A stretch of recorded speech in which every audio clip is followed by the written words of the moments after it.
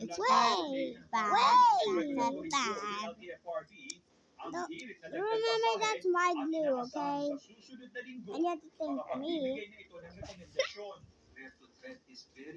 have to thank me because of you using my glue stick. Why? It was my idea. And it's my glue. Sa datos ng DOTR, tinatayang mayroong 360,000 na transport operators sa bansa now new. ang makatatanggap ng tig 5,000 pisong ayuda sa gobyerno. Bro, why this is so hard? Bernadette, ang sabi ng DSWD, maglalabas sila ng schedule sa mga susunod na linggo para dun sa mga makatatanggap ng ayuda mula sa PNPS sector, mga taxi driver at PUD drivers. Hindi kapag natapos na ang bigay na ayuda sa mga kwalipikadong tricycle drivers dito sa Metro Manila Lagi na sa susunod na Martes. tanggal. Bernadette. You know why is it tanggaling? I don't know. I think you need to add more glue. No, maybe. Dahil sa logistics cost, nadulot And pa rin ang pagtaas then, ng presyo sorry. ng produktong petrolyo. Kasi I Kaya have ahensya glue in my na hair. na rin ang Sorry makikitulong sa mga because kumpanya if this is para different because I can't find the other part of it. nagpapakot sa Andrea Taguines. Ow, ow.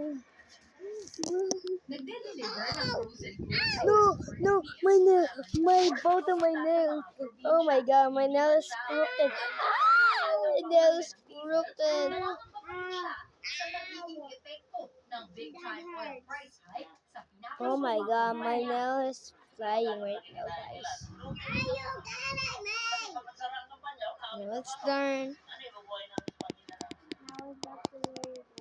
Una na rin sinabi ng isang truckers group na magtataas ito ng delivery fees para makabawi sa laki ng tinalon ng presyo ng petrolyo. Ayon kay Department of Trade and Industry Yes, Secretary of course. Roque, pupulungin niya ang nasa 30 logistics companies ngayong linggo para Why are you not a maiwasan daddy or ang something? pagtaas ng presyo ng mga pangunahing bilihin.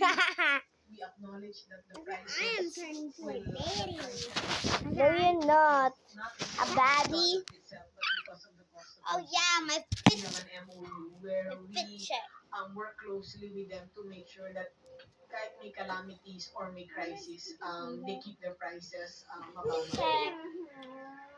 Military Ito rin ang pants. pakiusap ni Roque sa manufacturers at Military ng mga produkto. We have to make sure that the prices are down.